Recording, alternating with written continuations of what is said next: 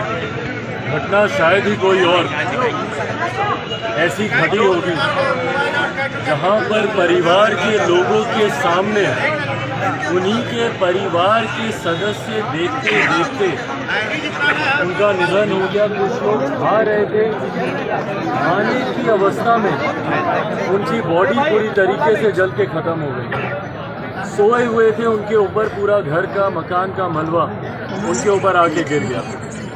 सबसे पहले मैं अपनी तरफ से, अपनी पार्टी लोक जनशक्ति पार्टी रामविलास की तरफ से तमाम मृतकों के प्रति श्रद्धांजलि अर्पित करता हूं। भगवान उनकी आत्मा को शांति दे और जितने घायल हैं उनके जल्द स्वस्थ होने की कामना करता हूं। पर साथ ही में मजबूती से ये सवाल भी शासन प्रशासन से पूछता हूं कि इन मौतों का जिम्मेदार कौन है। और इसको मैं मौत नहीं बोलूँगा, ये निधन नहीं है, हत्या है ये।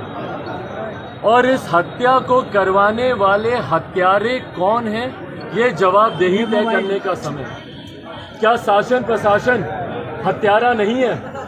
क्या शासन प्रशासन को इस बात की जानकारी नहीं थी कि एक रिहायशी इतने भीड़ भाड़ वाले इलाके में किस तरीके से आप इस तरीके से अवैध धंधे के कार्य को आप चलने की आपने सहमति दे रखी थी?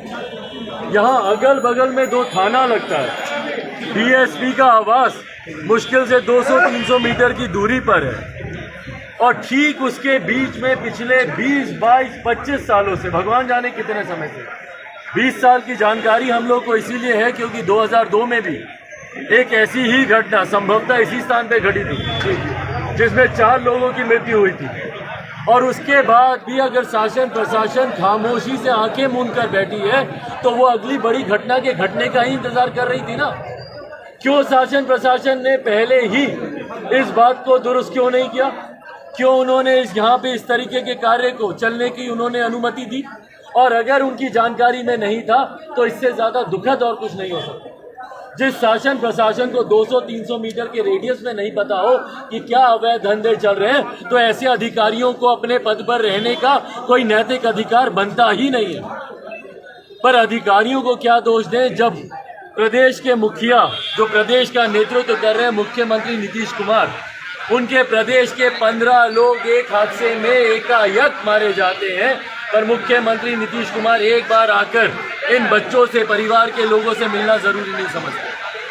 किसकी जिम्मेदारी बनती है भैया अगर आपके प्रदेश में घटना घटी और आपके शासन प्रशासन के कानों पर जूझ नहीं रही?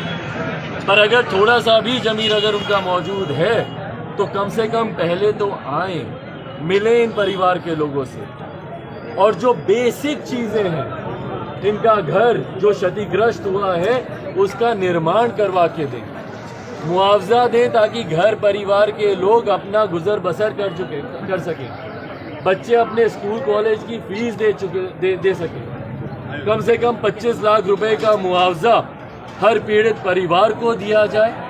इनका घर जो धराशायी हुआ है उसका निर्माण सरकारी खर्चे से करवाया जाए। और सबसे बेसिक चीज़ भैया कि जो लोग घायल हैं, ये तो कोई भी करता है, जो घायल है कम से कम उसका इलाज तो सरकार करवा सकती है। उसमें कितना खर्चा आता है? इन लोगों के लिए वो बड़ी रकम है, सरकार के लिए कितनी बड़ी रकम है वो खर्चा कम से कम सरकारी खर्चे पर उनका इलाज करवा दें, इतना तो सरकार कर सकती है।